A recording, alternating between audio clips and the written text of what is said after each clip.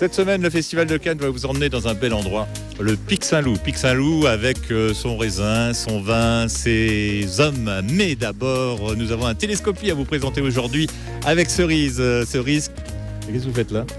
Sur le gâteau. Cerise qui soignera avec moi un des grands malades de notre région.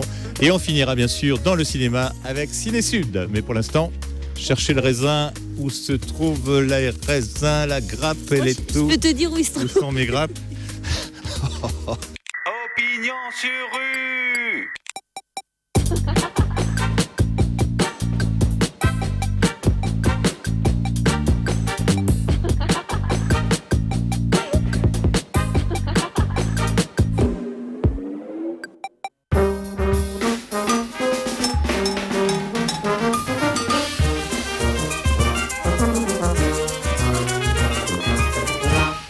Oyez, oyez, braves gens, cette semaine, toute l'équipe d'Opinion sur rue vous emmène au Pic Saint-Loup. Le Pic Saint-Loup, comme jamais vous ne l'avez visité, avec Thierry à la caméra, avec Caroline, avec Sébastien au montage. Alors attention, c'est parti. Loup y es-tu ? Pic Saint-Loup, m'entends-tu ? Le voilà, on arrive. Bonjour.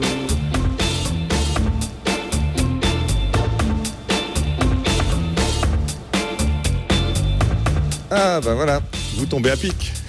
Monsieur le vice-président de la communauté de communes du Grand Pic Saint-Loup. Alors, qu'est-ce que ça veut dire, Grand Pic Saint-Loup ?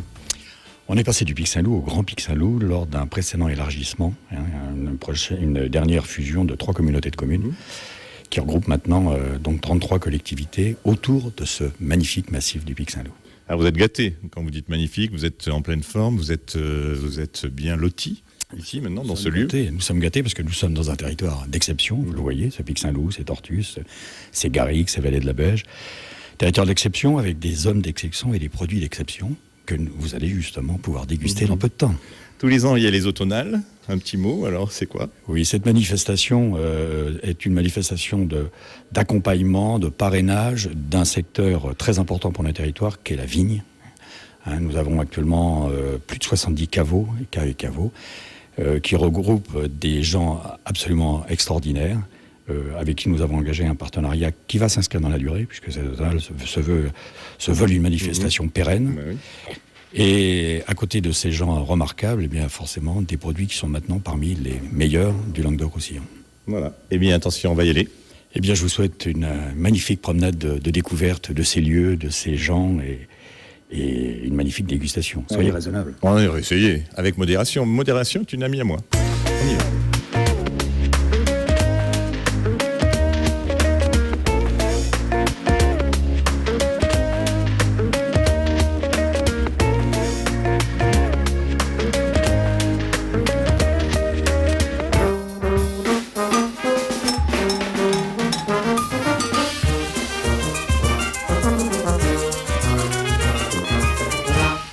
Je suis en retard, j'ai rendez-vous avec Jean et pas n'importe où puisque c'est quand même le fleuron, le domaine de l'Ortus. Ah non, c'est pas là l'entrée, le domaine de l'Ortus. L'Ortus nous contemple, Jean nous attend.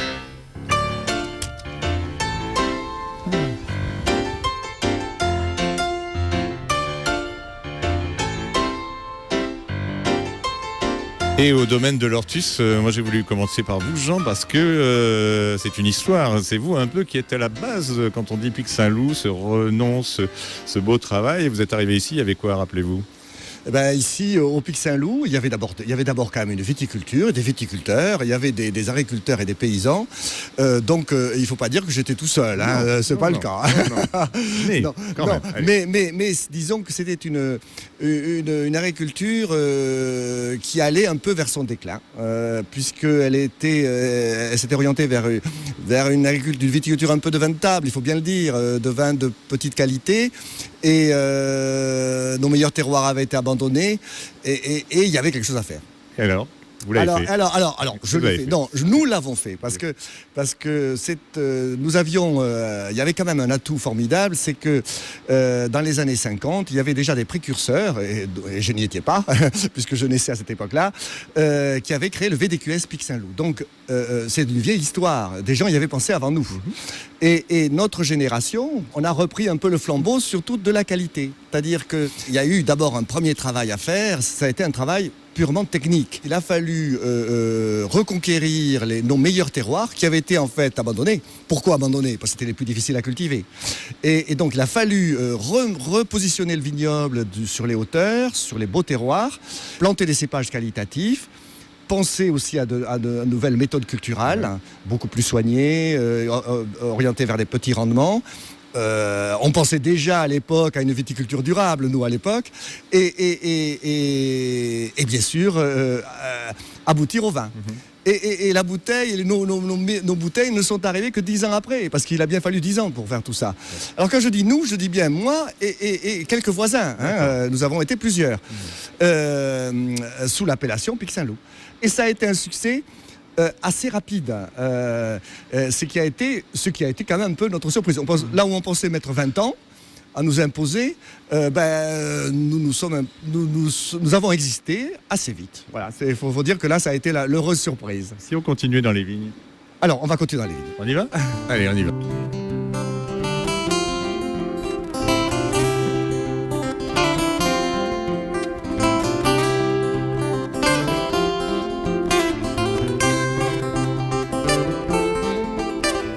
Alors là, Jean, nous sommes en plein dans le cœur de la vigne. Alors, c'est quel cépage alors pour ce magnifique Pic Saint-Loup? Alors, ça, c'est la Syrah. La Syrah qui est pour nous un peu le cépage roi en rouge.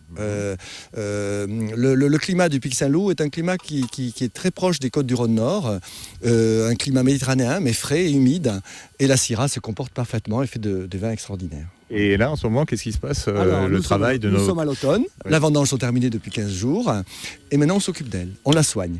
Alors là, en ce moment, on remplace les manquants. Il y a quelques souches qui toujours meurent. Et donc, nous les remplaçons. Voilà. Et le vin, le travail du vin toute l'année, et ça n'arrête jamais ici chez vous ou quoi? Il y a des petites pauses quand même? Non, alors d'abord le travail de la vigne ne s'arrête jamais. Puisque après les vendanges, c'est les travaux d'automne qu'on voit aujourd'hui, mais ensuite c'est la taille, et après la taille, c'est de nouveau les labours, les traitements, le palissage, les relevages, les bourgeonnages, enfin etc. jusqu'aux vendanges et ainsi de suite. Et dans ce paysage, ça vous dérange pas là? Eh ben c'est le charme de ce métier, c'est que la viticulture de qualité, mais l'agriculture en général d'ailleurs, c'est quelque chose, on fait du beau. Et je pense que tout paysan, en fait, consciemment ou même inconsciemment, sait qu'il fait de belles choses. Voilà. L'Ortus nous regarde et le Pic Saint-Loup.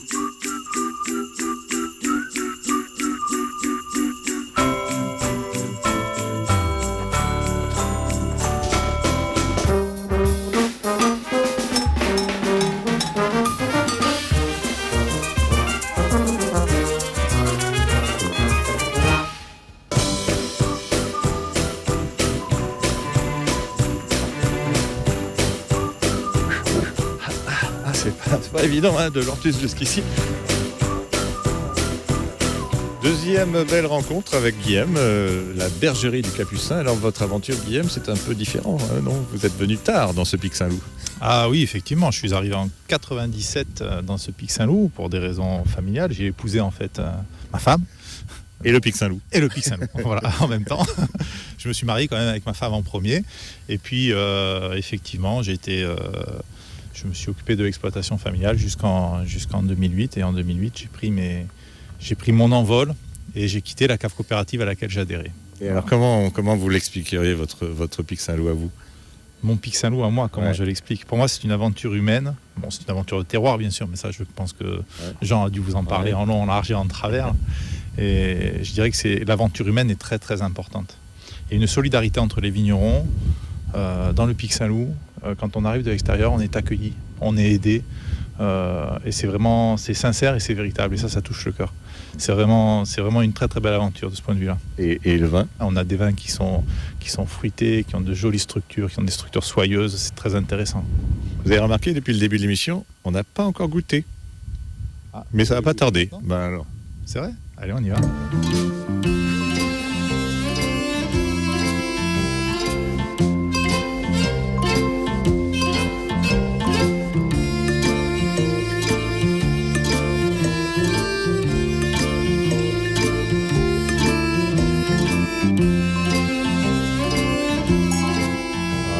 Beau bruit.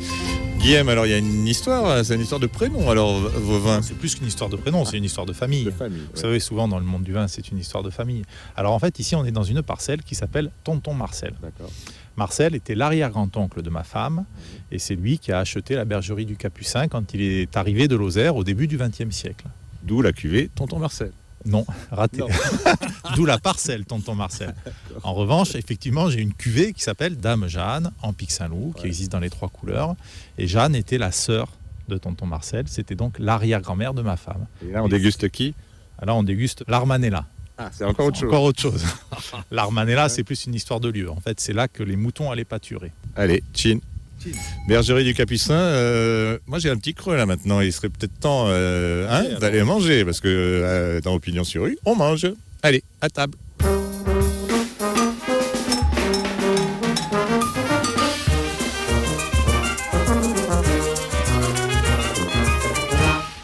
Nouvelle étape, un petit creux quand même dans Opinion sur rue, on mange, on est à Loré, à quelques kilomètres de Loré. À Loré du Bois, il y a quoi? Il y a le cèdre. Et avec le cèdre, on fait une auberge, et l'auberge du cèdre, et bien c'est là, au domaine de Cazeneuve.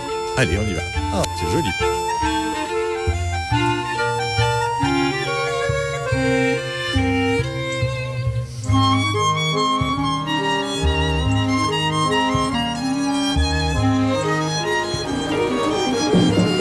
Je vous ai compris.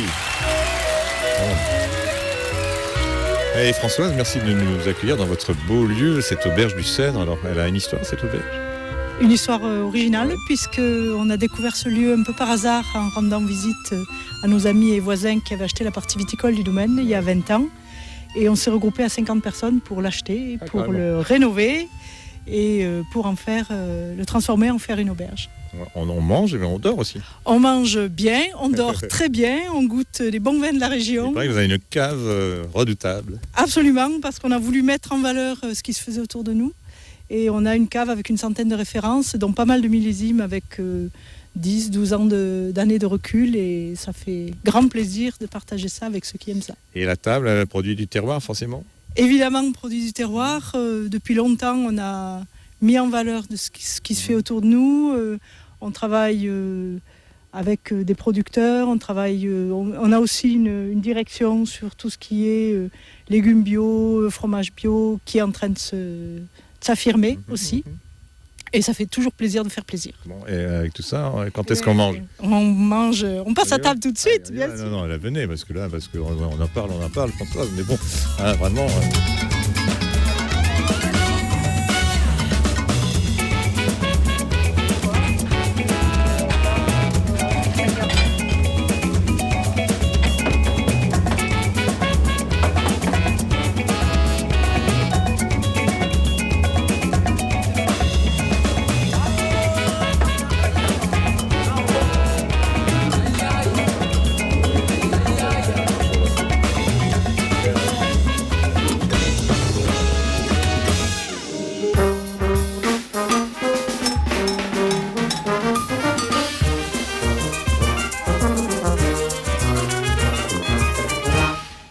Dis-moi un peu comment tu t'appelles. Sarah. Sarah est avec nous. C'est un métier très difficile. C'est un métier très difficile. Vous allez où?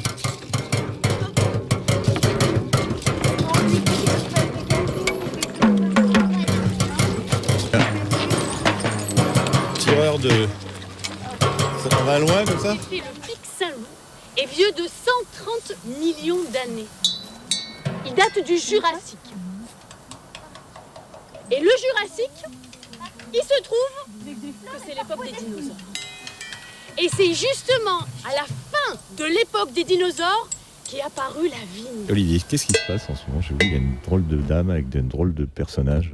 Ah, c'est magique aujourd'hui. Des enfants qui viennent sur une propriété, c'est toujours amusant parce que on se dit que c'est la relève, on se dit qu'on est là aussi pour leur apprendre quelque chose. Voilà, donc c'est des automnales en Pic Saint-Loup avec un atelier autour du raisin, du jus de raisin. Voilà, alors je fais du jus de raisin, moi, depuis pas mal d'années maintenant. Je suis vigneron en bio et donc c'est un produit très complémentaire dans les boutiques bio que je livre. Les enfants vont ramasser quelques grappes de raisin qui restent, vont les pastrouiller un peu, les quicher, ils vont toucher au raisin, puis ensuite ils descendront ici. On va essayer donc, en faisant attention à leur âge, de leur expliquer un petit peu la vigne, le vin, voilà, et en restant quand même sur un côté ludique. Et puis après on goûtera du jus de raisin donc De chez vous. Voilà.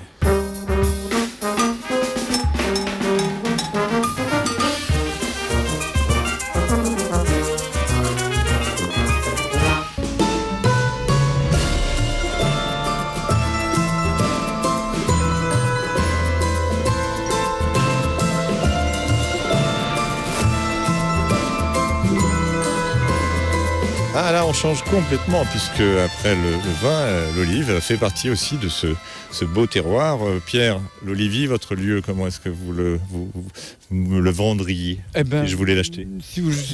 Écoutez, j'aurais du mal parce que déjà, vendre, ça serait dur. Mais en tout cas, ce que je peux dire, c'est que l'Olivier, on pourrait dire que c'est un lieu de vie. Un lieu de vie à plusieurs titres. D'abord parce que j'y vis. En plus, c'est un cadre très agréable. Et de façon très symbolique, ici, on cultive l'olivier. Alors, quelle sorte d'olivier?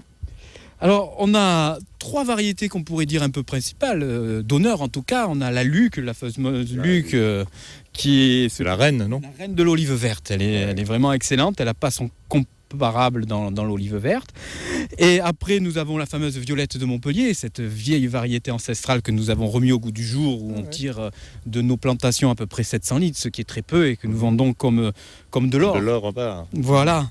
Et enfin, la Picholine, qui est une variété un peu, disons, qui existe un peu sur l'ensemble du Languedoc-Roussillon et même du sud de la France, et qui est une variété qui a la caractéristique d'être aussi bonne en olive verte qu'en huile d'olive. Alors avec ça, on fait quoi? Et bien avec ça, on fait plein d'huile d'olive, plein d'olives de bouche, la Luc, la Picholine, à l'apéro, la Luc. À l'apéritif. On fait des huiles très spécifiques, comme la Farigoule, qui est une huile qui est une alliance entre la garrigue et la culture de l'olivier, qui en fait rassemble toutes ces saveurs. Et nous avons tout ce qui est tapenade de l'olivier. Alors, longue vie à l'olivier, mon cher Pierre. Eh bien, je vous remercie beaucoup. Et voilà. Et puis nous sommes en pleine olivade, puisqu'nous sommes en pleine récolte de l'olive. Celle-là, là. Voilà, une belle picholine, vous voyez, qui est en train de mûrir avec ses différentes couleurs magnifiques. La picholine, merci.